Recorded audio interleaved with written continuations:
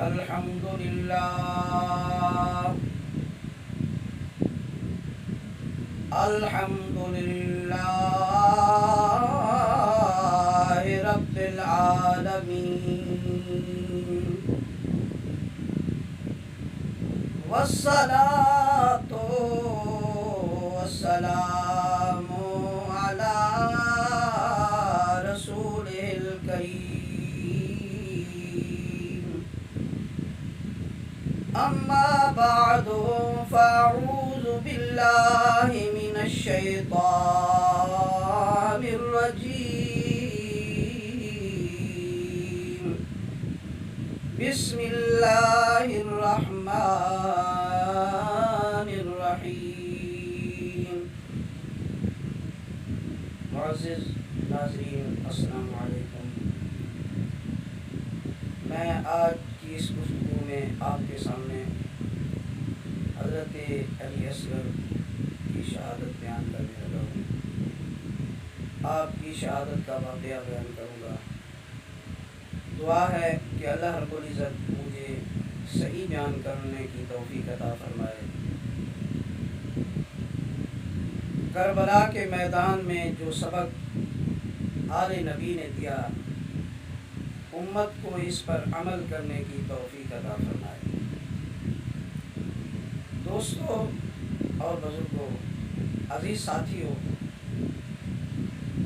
جب تمام جانثار ایک ایک کر کے نواسہ رسول، امام عالی مقام، جگر گوشہ بطول پر اپنی جانیں قربان کر چکے، تو حضرت امام عالی مقام خیمے میں تشریف لائے تو کیا دیکھتے ہیں کہ آپ کے 6 ماہ کے فرزند ارجمند حضرت علی اصغر علیہ السلام شدت پیاس سے بیتاب ہیں، اور یہ چھوٹا سا بچہ جب اپنی خشک زبان اپنے خشک ہونٹوں پر پھیرتا ہے، بے چینی سے ہاتھ پاؤں مارتا ہے، تو ماں کی ممتا تڑپ جاتی ہے، ماں کی ممتا تڑپ کر رہ جاتی ہے۔ پھر کبھی ماں کے چہرے کی طرف دیکھتا ہے، کبھی اپنی سوکھی زبان دکھاتا ہے۔ اسے کیا معلوم تھا کہ ظالموں نے پانی بند کر رکھا ہے۔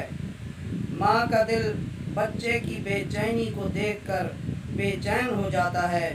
امام پاک کی زوجہ محترمہ جناب سیدہ فاطمہ زہرا کی بہو اور علی اصغر علیہ السلام کی والدہ ماجدہ امام عالی مقام کی خدمت میں عرض کرتی ہیں، اے میرے سرتاج، میرا دودھ خشک ہو چکا ہے، پانی کا ایک قطرہ تک نہیں ہے، مجھ سے اس بچے کا رونا تڑپنا دیکھا نہیں جاتا، میرا کلیجہ پاش پاش ہو رہا ہے، خدا را اس کو لے جائیے اور ان سنگ دلوں کو میرا بچہ دکھا کر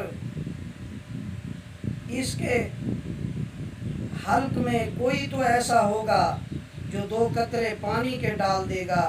جب آپ اس بچے کو لے جائیں گے اور ان ظالموں کو دکھائیں گے، کوئی تو رحم کرے گا، کوئی تو ایسا ہوگا جو 2 قطرے پانی کے اس کے حلق میں ڈال دے گا اور اس شیرخوار بچے کی جان بچ جائے گی۔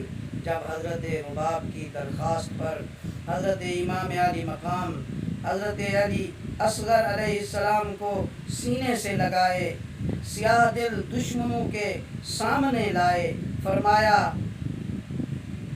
ان پھول سے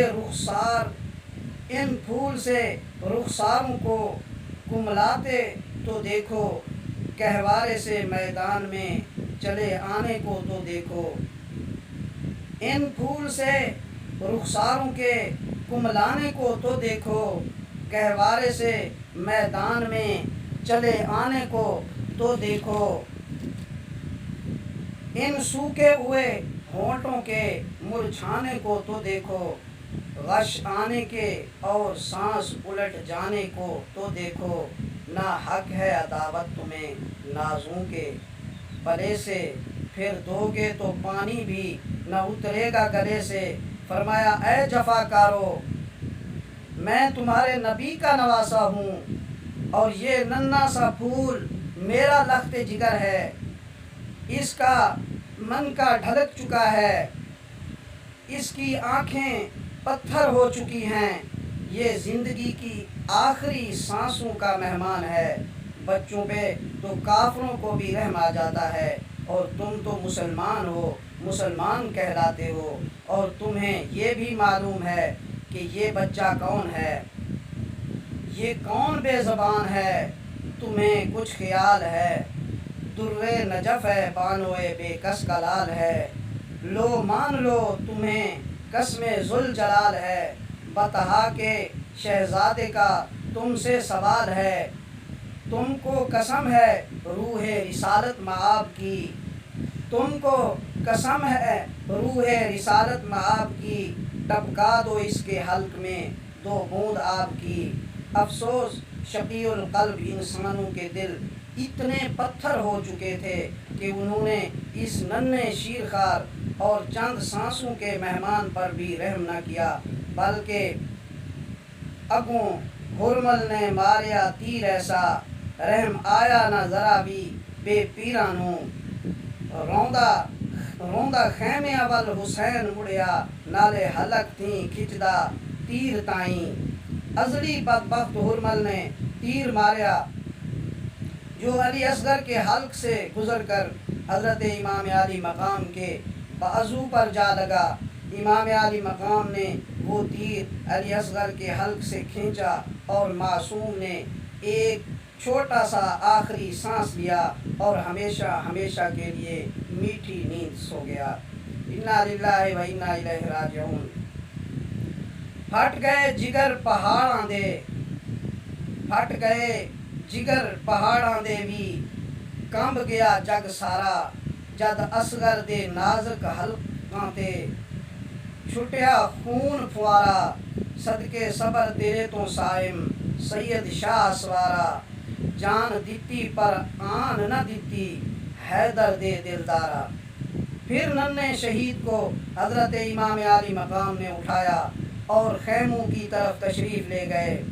سکینہ خوش ہو گئیں کہ شاید پانی مل گیا ہے، اس لیے کہ جب جناب علی اصغر کو خیموں سے لے جایا گیا تھا تو وہ رو رہے تھے اور اب خاموش تھے، مگر امام علی مقام نے خیمے میں پہنچ کر اپنے لخت جگر کے چہرے سے کپڑا ہٹاتے ہوئے فرمایا، میرے اصغر کو فرات کا پانی تو نہیں ملا، حوض کوثر کا پانی مل گیا ہے۔ اس مظلوم معصوم کی لاش مبارک کو دیکھ کر خیمے میں کوہرام برپا ہو گیا۔ قبر چھوٹی سی کڈ کے آپ حضرت علی اصغر نو ہتھیں دفنا دیتا، لے ہن مال کا جیویں رضا تیری، دامن جھاڑ حسین وخا دیتا، وما علینا الا البلاغ المبین۔ آخر میں آپ سے درخواست ہے کہ ہمارا چینل قاری حنیف ٹی وی کو سبسکرائب کریں، لائک کریں اور بیل کے نشان کو آل پر کر دیں۔